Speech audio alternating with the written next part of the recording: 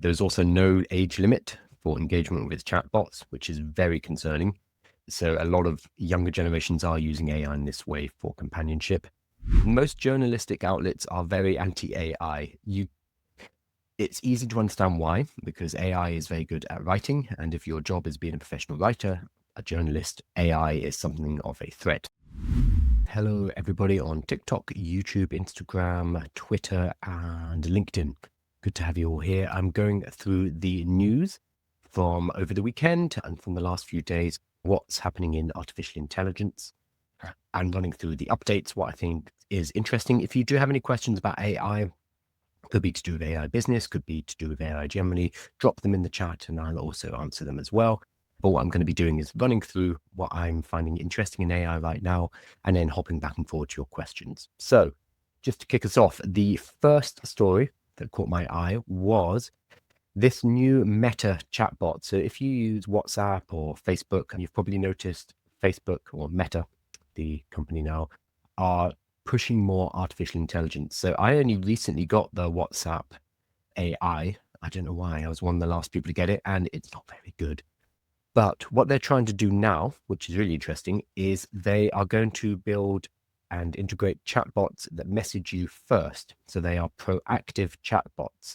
Most chatbots you go and talk to. So when you talk to ChatGPT, for example, it's up to you to go to ChatGPT and begin that conversation. A proactive chatbot will be one that engages you in conversation. So it will send the first message, which isn't a tricky thing to do technologically. It's just a strange sociological phenomenon because we aren't really used to these. So this is what Meta's trying to do.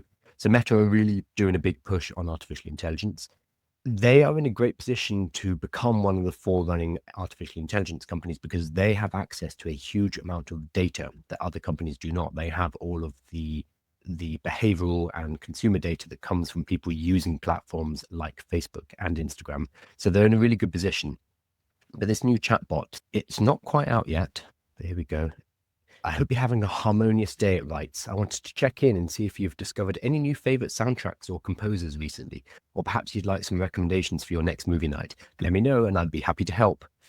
That's a real example of what a sample AI persona called the maestro of movie magic might send as a proactive message on Messenger, WhatsApp, or Instagram, per guidelines for data labeling firm Aligner that Business Insider viewed. So this is a leaked document about this new plan that Meta have to create proactive chatbots.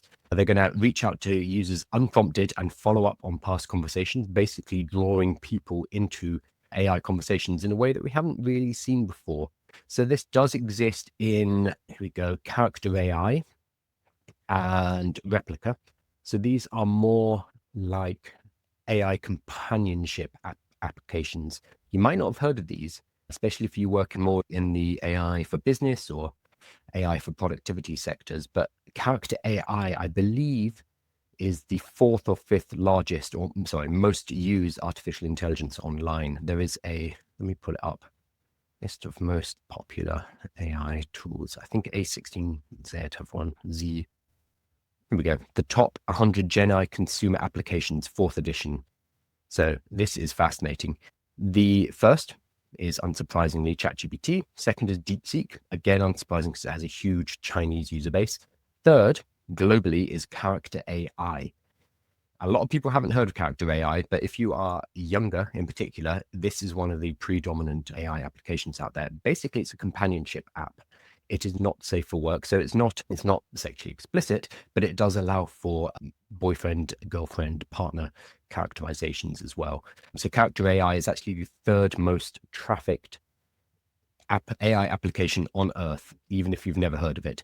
And in fourth, Perplexity. Fifth, Janter AI. That is also companionship. Six is Claude, my best friend. Seventh is Quillbot. Eighth is Suno. 9 is SpicyChat.ai. You can guess what that is. And 10 is Dubao. I don't know what that one is.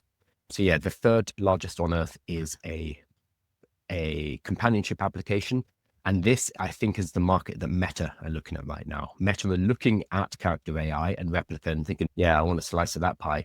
But what they have is a huge amount of personal messaging data and interaction between the consumers on their platform for the last couple of decades that they can use to build I assume, very good companion apps. So both Replica and Character AI allow their chatbots to initiate conversations and ask questions in order to function as AI companions. It's a very dystopian name, isn't it? And Meta are pushing in the same direction. When asked how Meta plans to address safety to avoid situations like character AIs, there was a death of a 14-year-old, and one of the final messages he sent before he sadly killed himself was to character AI, to an avatar of Daenerys from Game of Thrones. That's another story entirely, but it does bring up questions of safeguarding and how safe companionship AIs are, especially when they're used in lieu of actual therapy or actual human connection. So when asked Meta's plans to address safety to avoid situations like character AIs, a spokesperson directed TechCrunch to a series of disclaimers. So basically, Meta said, we have it legally sewn up. Don't ask us these questions. These are awkward questions. So that doesn't fill me with hope. They did say chats with custom AIs cannot replace professional advice. Okay. You shouldn't rely on AI chats for medical, psychological, financial, legal, or any other type of professional advice. So it sounds Meta just saying, okay, we have this tied up in contracts. Don't sue us, which is not necessarily the answer we want. There's also no age limit for engagement with chatbots, which is very concerning. So a lot of younger generations are using AI in this way for companionship. And I think in a few years' time, we're going to see what impact that has on social development. And I'm not sure if it's going to be positive. On the surface, the mission is aligned with Mark Zuckerberg's quest to combat the loneliness epidemic. Solving the loneliness epidemic in a way only Mark Zuckerberg would. That's fine. But yeah, I'm a little bit cynical on this. I find companionship AIs a little concerning. And I'm not sure if Meta are necessarily the best guardians of this technology, because their job is keeping people's attention in order to serve up advertising. That is their business model. And as long as they can keep people scrolling, as long as they can keep people engaged on their applications, they make money. So having a proactive chatbot that pulls you back into a conversation, brings you back onto their platform, whether it's Facebook, whether it's Instagram, whether it's Messenger, and then they can generate more advertising revenue. I'm not saying that they aren't doing this to combat loneliness, but I think at the same time, they're going to make money by doing this. So I'm not sure if Meta is necessarily the poster child for this kind of application. So this is an interesting story. And considering how much people hate the AI in WhatsApp, I assume this is going to be fairly unpopular as well. But there will be generations who might use this more. So I've got some questions. I've got lots of people joining in. Somebody's asked, is there anything better than Lovable? Is this for vibe coding? You can tell me what's for specifically. I actually literally just I'm about to put out a newsletter in about 3 hours time about the different vibe coding tools. Personally, I prefer Lovable. So there's a few on the market right now for vibe coding. Vibe coding, for those of you who aren't aware of the term, which is fair because it's only a few months old, vibe coding is talking to an AI using natural language in order to build software applications. So I could say, hey, I want to build a time management tool. Can you help me build an application that will help me manage my time? And the AI will not only show me how to build that, but will actually construct the application itself. So that's vibe coding. There's a few tools that allow you to do this. Lovable is probably my favorite in terms of simplicity. I'm not being paid to say this. I just like Lovable. There's V0. I've never had good success with V0 personally, but I know some people have. There is Bolt. I found Bolt is very good for extremely simple applications, which you can one-shot. But as soon as you have to start working with it and debugging, I find that it hits limitations. So my personal workflow is I start in Lovable to prototype and to basically see if this is something that is worth building and to test out the basic functionality. And then I take my project from Lovable over to Cursor. Cursor is a more advanced tool. It's a lot harder to start using because you need to be more aware of software development in general. So it looks a lot more like a normal development environment, especially if you've never coded before. If you boot up Cursor for the first time, you might think, what on earth is this? But if you get over that learning curve, then it's a really powerful tool to allow you to actually develop working deployable applications and websites. So I start in Lovable. get the basics in place, and then move it over to Cursor for actually making sure everything works. So that 1-2 punch works really well for me. I would say with all the vibe coding tools, so just try different ones out and see what works for your particular use case. Most of them have a free trial.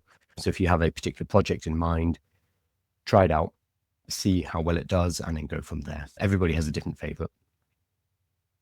For me, it's lovable. Ooh. There's a lot of people join through the invite. Sorry, just scrolling through the questions. I watched a documentary about acupuncture. I ended up with pins and needles. That's a good one for Monday morning. Okay, just had a look at the new Meta Proactive app. The next piece of news, which I thought was very interesting. So this is a couple have for 18 years tried to get pregnant, and they had various IVF treatments.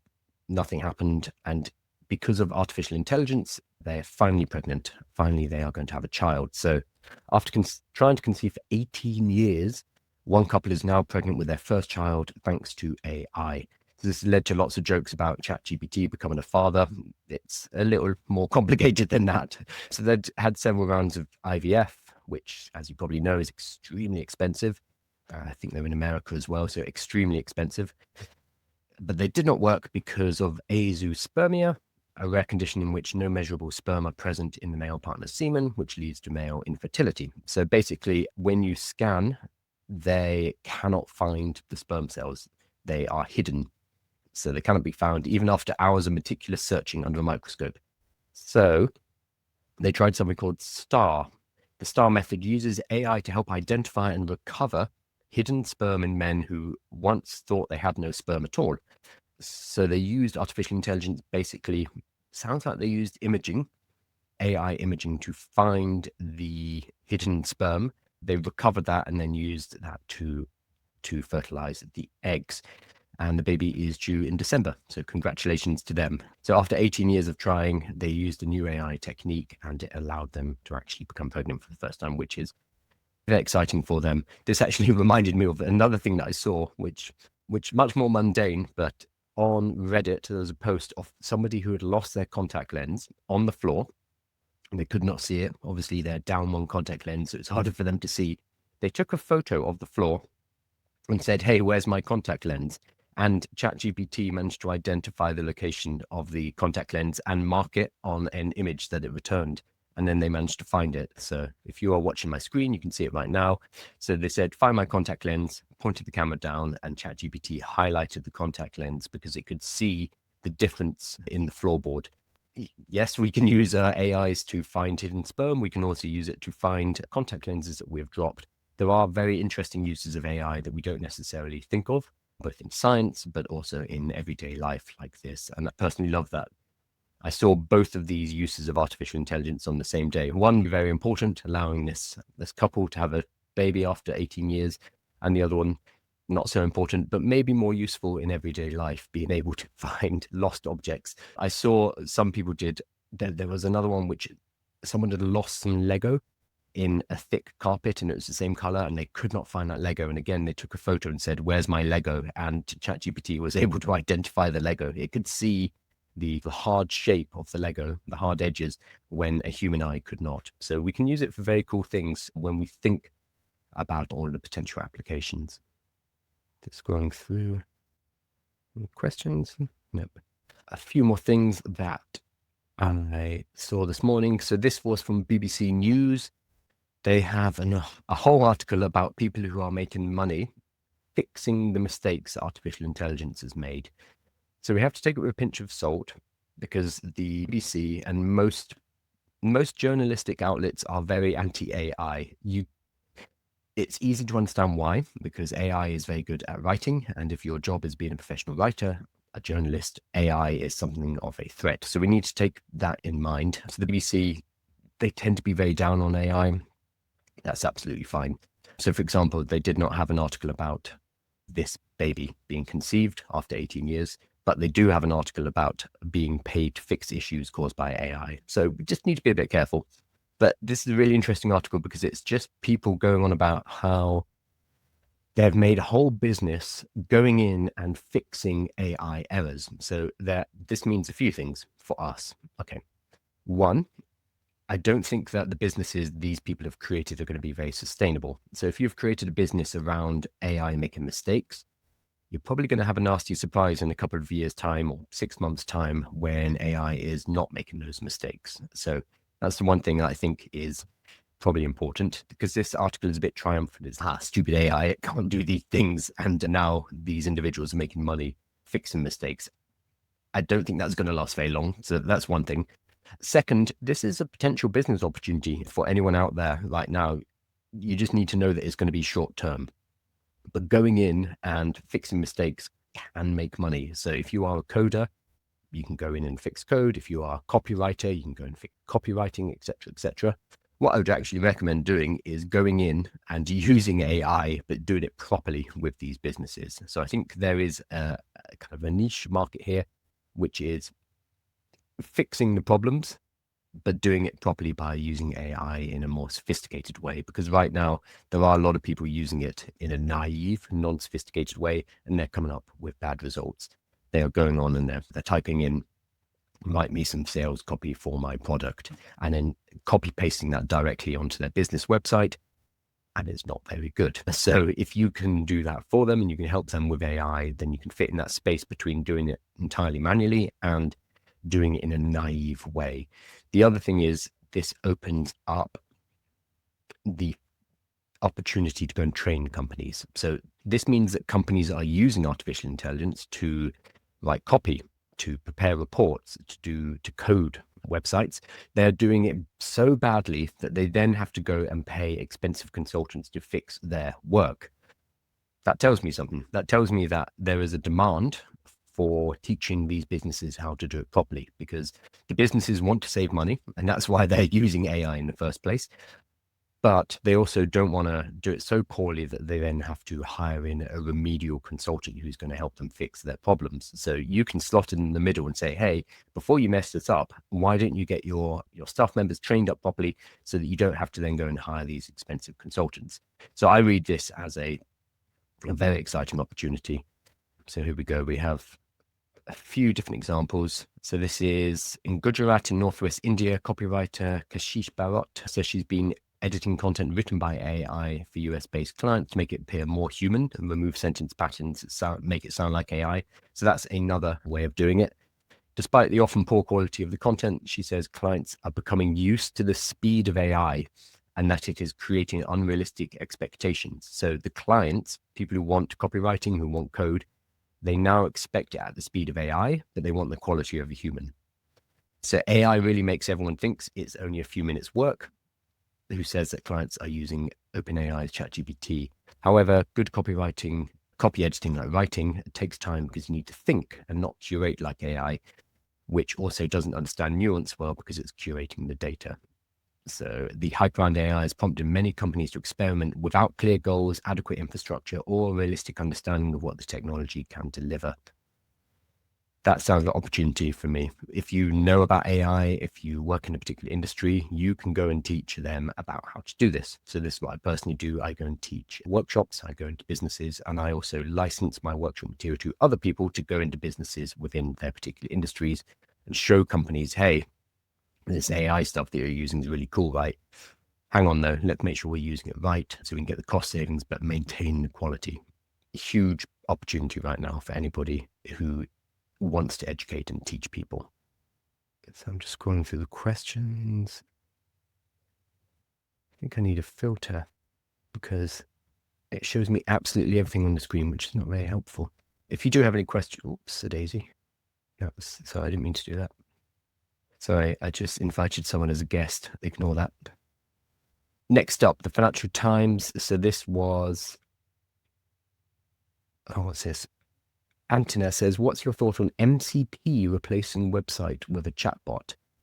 What do you mean specifically? Do you mean not having websites at all and using a chatbot instead? I think that's entirely possible. So I used to live in China, and in China, they don't really use websites that much.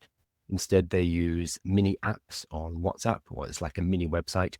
So the idea of every business needs a website is, I think it's the paradigm that we live in, but it's not necessarily what's going to be a case moving forward. If a business can survive and it can sell and it can trade using just a chatbot, then it does not need a website. I'm not quite sure what the MCP is specifically for, but yeah, we do not necessarily need websites if a chatbot can do the job. Interestingly, Google Map, I just saw some news that they are introducing a chatbot into Google Map itself.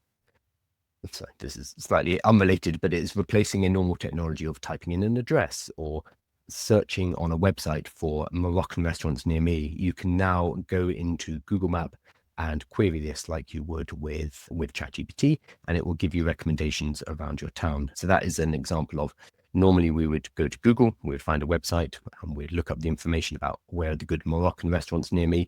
Now we can just do that through a chatbot via Google Apps. So I think, sorry, Google Maps. So I think we are going to be increasingly moving in this direction where we use chatbots and we use artificial intelligence instead of going to websites specifically.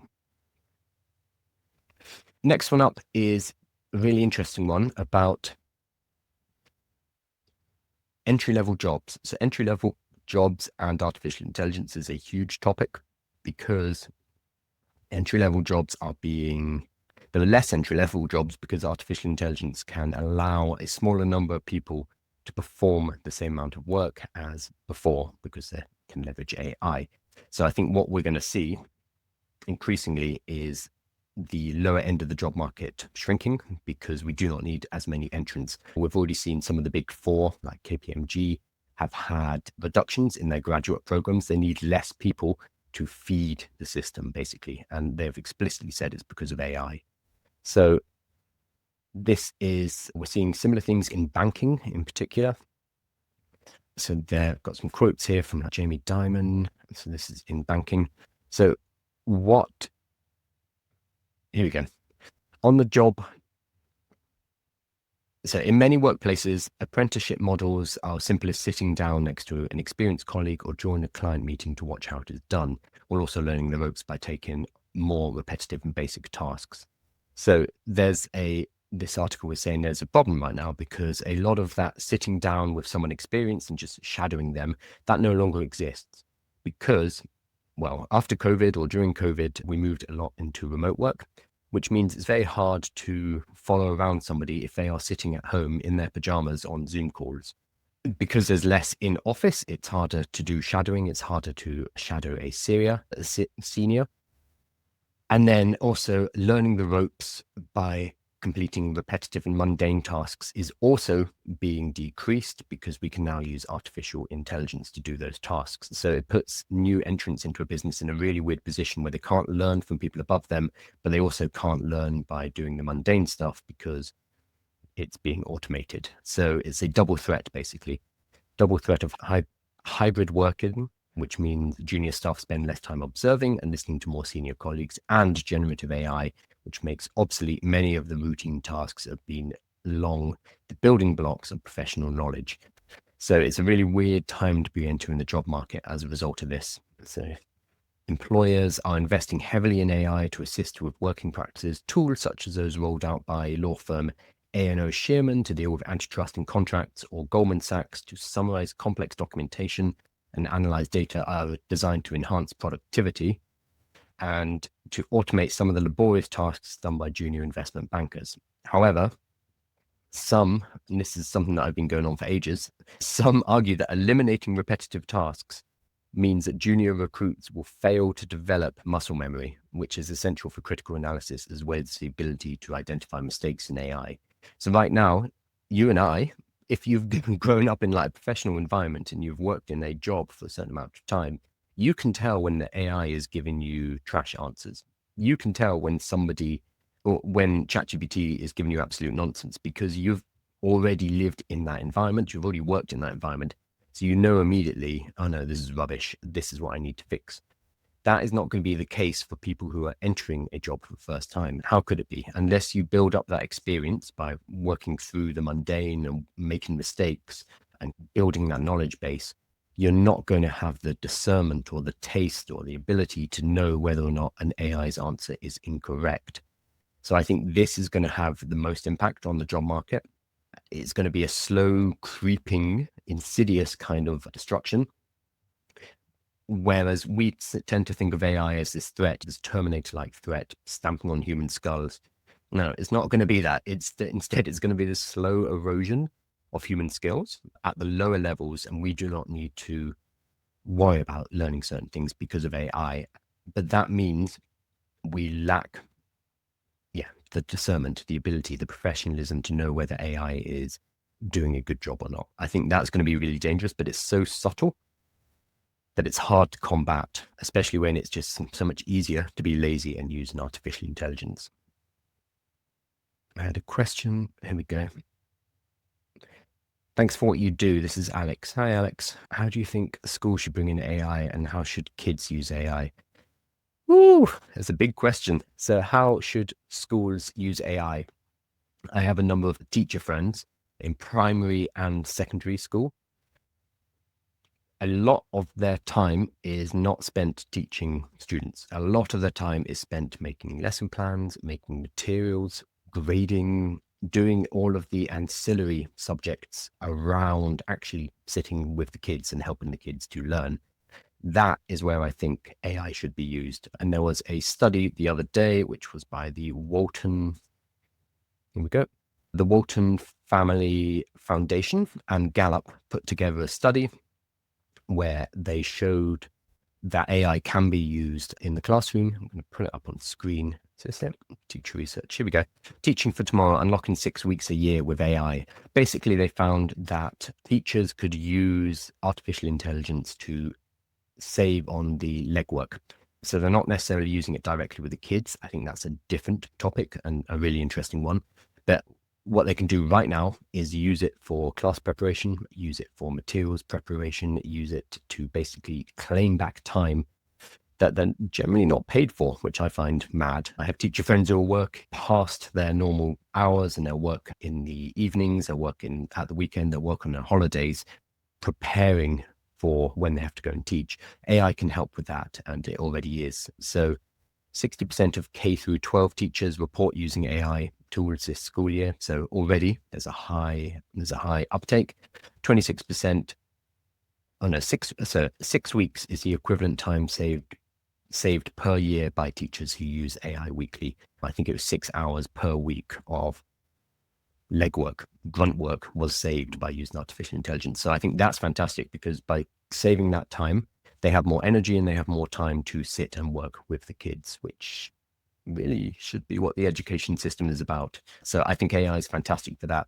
In terms of children themselves using AI, different question. This is a debate we've had for years about when should kids have access to certain technologies? When should a kid have a smartphone? When should a kid be allowed on the internet? Before it was how much TV can a kid watch per day, etc., etc. So this is always going to be a discussion, and every parent is going to have obviously different boundaries, different limits for the child.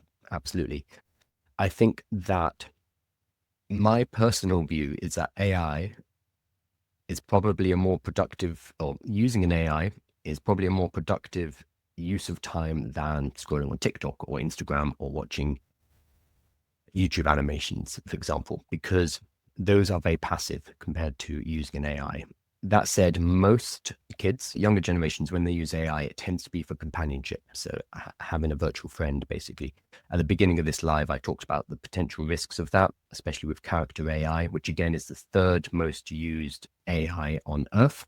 That's because it's young people using it. It's kids who are using it. There are concerns with that. So that needs to be monitored by the adult. The adults need to know what that means and what that is. And I don't think most parents are equipped with that yet, because they are not necessarily using AI in the same way as younger people are. So I think it's important for them to know what character AI is, what it can do, what it can't do, etc., to make sure at least they're appraised of the situation.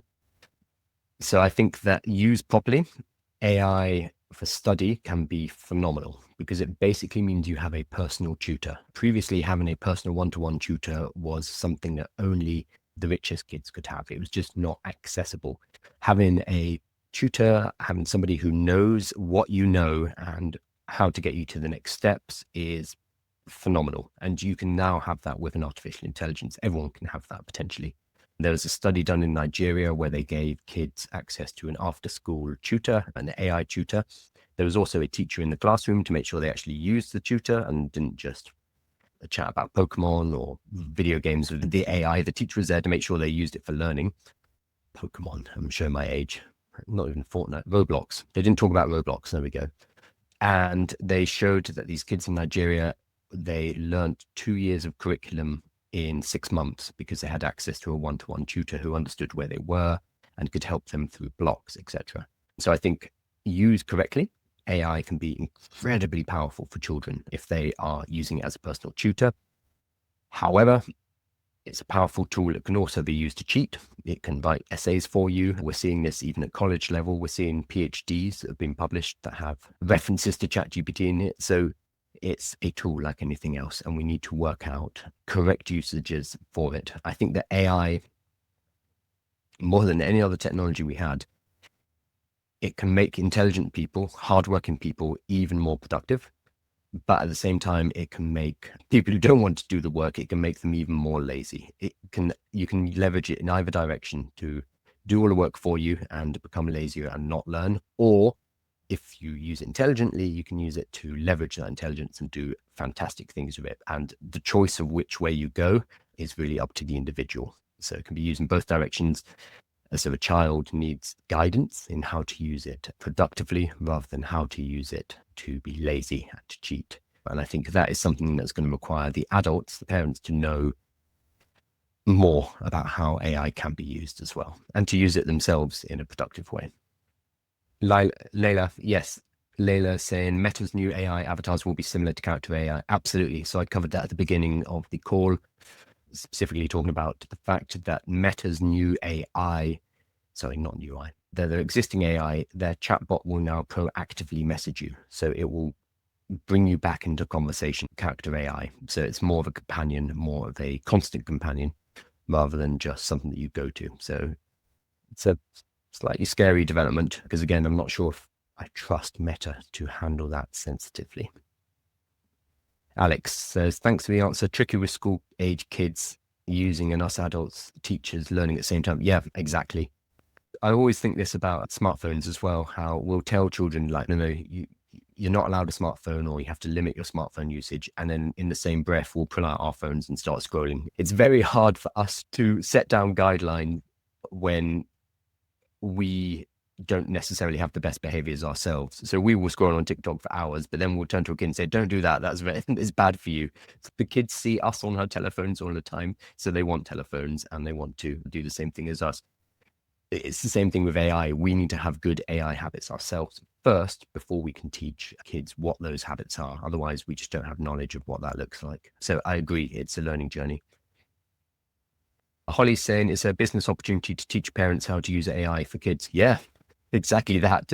So I think whenever there is uncertainty, whenever there is a big pressing question and people need guidance, then there is always going to be a business opportunity. For that specifically, I would start to produce content. And I can't think of anyone who does this. I know a lot of AI creators, people in the space on TikTok, Instagram, etc. I can't think of anyone off the top of my head who is talking about how to use AI safely with kids. So I think I'm probably wrong here, but I think there's a wide open space for somebody to step into that area and start to educate parents on, this is what AI is, this is what it's good for, this is what you need to be worried about, this is what you should help your kids with, etc., etc. I think that would be a really valuable educational resource. I would start personally. I don't have kids, so this is not for me to do. I'm not going to teach other people's kids how to use AI. But if I was a parent and I was worried about these things, I would start to educate myself, and then I would immediately start to also teach and talk about these topics online, build up an audience around that, maybe work with schools as well. I think there's some opportunities there. And basically build up resource packs or write a book or kind of consolidate your learning and advice in one place. And then, yes, that can be monetized as a business for sure, because I'm sure there are a lot of parents out there who have this question, they have this problem. So if you can start providing answers, there's always going to be a business there. You guys go for it. I don't have kids, so I can't do this, but somebody should. If anyone knows of a creator or an influencer who does talk about those topics, drop it in the comments, because that'd be really useful to know. Will says, where do the parents get the knowledge to start? by being curious, basically. The interesting thing about modern AI, so large language models, so ChatGPT, for example, is there aren't that many experts. There are people like Ethan Mollick or Nate B. Jones, for example, who super, super smart guys, and they're the closest we have to our top experts. But it's a relatively open field because it's so new. So a lot of people are still working out how to integrate these tools into our life, our business, into basically humanity. So because we're all working through this at the same time, it allows this very open environment where people are learning and teaching and talking about what it is that they're learning. So I'm actually in a few WhatsApp groups with other creators creators in the field, and everybody is so open in a way that I've never seen in any other field, because we are all students, we are all learning. There's always something new every single week. So everyone's on that back foot, which means that anyone who spends a little bit of time learning, studying, they have a question in their head, like, how do we make sure this is safe for kids? They start with that lens. I think they can carve out a space quite easily and start to talk to people who have that same question. So it's exciting in that way, because we do not have these cemented experts that everybody has to listen to. Otherwise they get ostracized. So I think that's really exciting. Oh, here we go. Devon. Oh, I can never say this guy's name, but yes, Kurzgesagt. You're going to have to look in the, I will look it up right here. I know who you mean, but I can't say his name out loud. Okay, for kids. There he is. So I'm sorry, I assume it's German. Gescat. So we spark curiosity in people about science, humanity, and the future of our planet. So I know their YouTube videos are fantastic, very good visual explainers. And it looks like they are doing some focus on AI for kids. So I would definitely have a look at that. Thank you for that, Devon. What's the best source for AI education? Using Coursera, Find Andrew Ng, and Deep Learning AI. Yep, anything by Deep Learning AI is basically fantastic. So it is all free as well, which is fantastic. It's a bit tricky because on Coursera, it comes up with a price, but you can ignore that. And then if you go down to the bottom, it will have in very small text, right at the bottom, it will say audit this course. So you can get access to any of the Deep Learning AI courses on Coursera for free if you audit them. If you pay, you can get certification. I think you get a LinkedIn certificate. If that's important to you, fantastic. Otherwise, you can do them for free. They have a few. They have the best one to start with is, let me pull it up, is Generative AI for Beginners, I think it's called. The one problem with their website and their output is that they have so much that it's hard to know where to begin. I'm just going to have to see, I can't even find it. Yeah, here we go. Generative AI for Everyone. That's the one that I would recommend starting with. So get an overview of AI tools, understand the impacts of generative AI in business. So it starts to go into the technicals of how generative AI works, but it doesn't get too heavy. So you don't need to know the mathematics, for example. 3 hours long.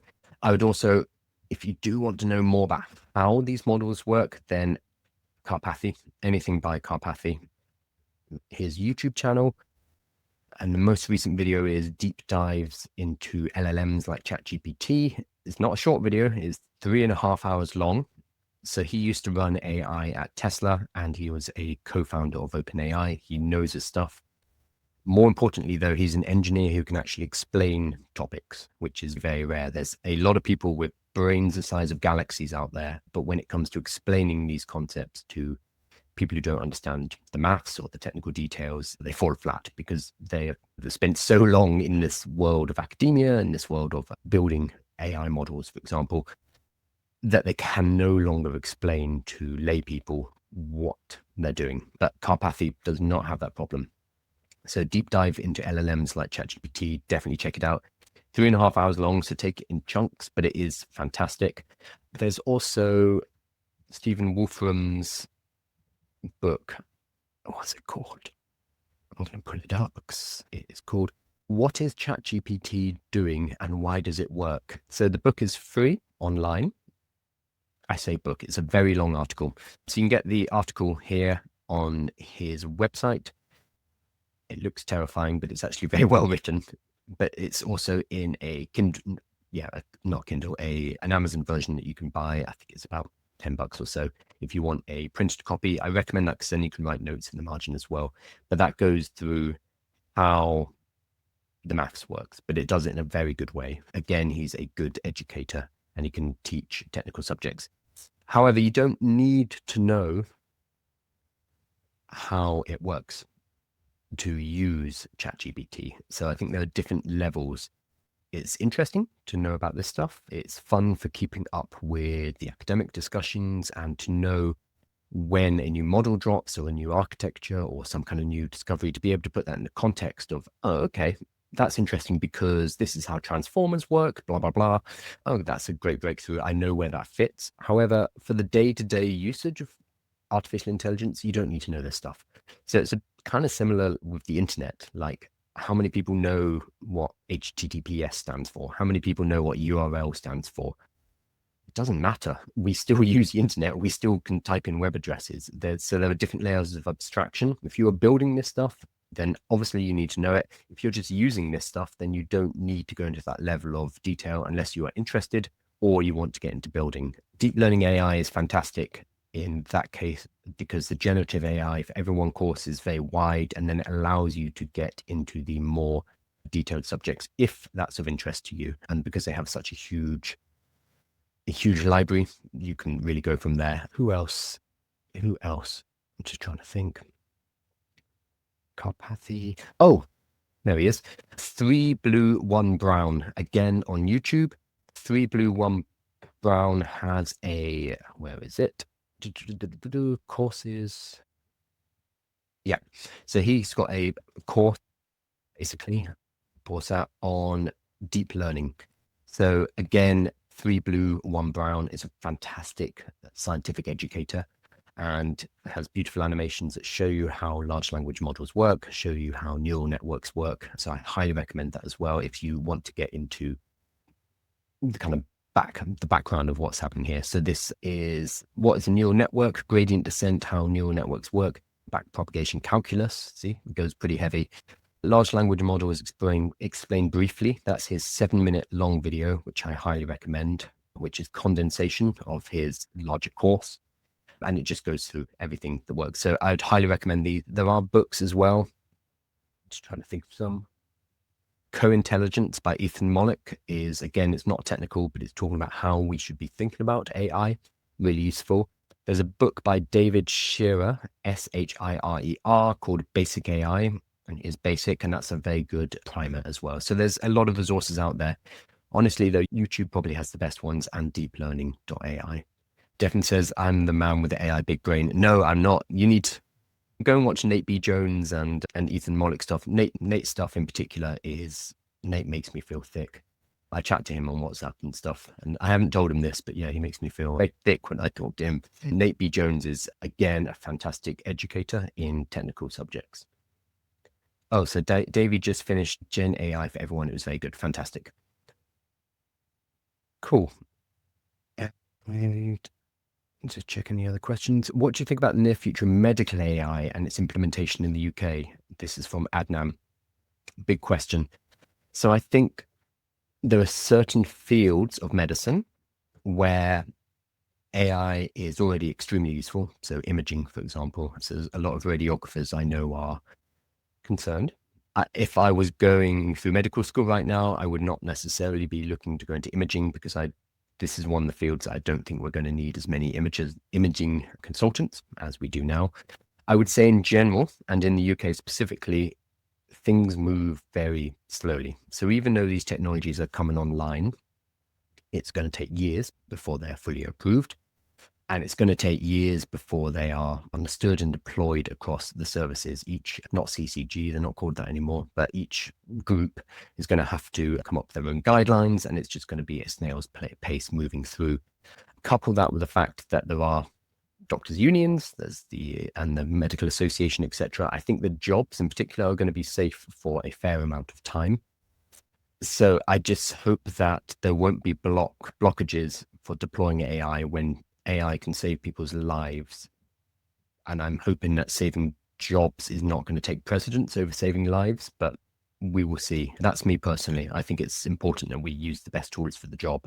And if that is not a human doctor, for me personally, that doesn't matter. It should be whatever saves the life of the patient, whatever helps us to alleviate the system as a whole to process more patients. That I would say, if you are a doctor, if you are in medicine, it depends where you are in your career. If you are a medical student right now, there would be certain fields, like imaging, for example, which I probably wouldn't go into, whereas something like surgery is probably safer there, and medicine, so hospital, for example, is going to be safer. But if you are later in your career, I would say there's nothing to worry about. If you're a consultant in particular, I think you're pretty safe, because the NHS, the government in the UK is slow moving, the NHS is slow moving, and then the individual groups and hospitals are going to be slow moving too. So it's going to take a while before all of this filters through. Cool. I'm going to, Paddy says you got really good looking. It's my cameras and my lights, but thank you, Paddy. I'm actually going to start, I'm changing my setup again tomorrow. It's not about AI, but I'm going to start. So what you're seeing now here is on TikTok. What you're seeing over here is on the Nice Camera. I'm going to start using the Nice Camera for TikTok because I finally worked out how to do it. So I'll be even better looking tomorrow. That's the plan. But I'm going to finish up because that's been about 50 minutes. So all of this, everything on the live, if you've joined me on the live, it's messy. It's me chatting to people. It's me reading things. It is me umming and erring and all over the place. So it's fine. If you want to be here and ask questions, this is the best place to do it.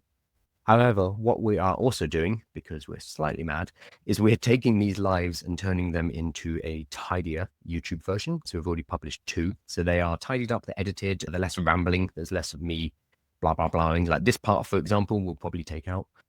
So there's the 1-hour version of that, and that's got chapters, so you can skip to the bit that's relevant to you. We are also starting to cut it into 5 or 10-minute segments. So for example, I talked about Meta and Meta's new proactive chatbot. We will clip that out into its own 5-10 minute long video as well. So that's easy to find.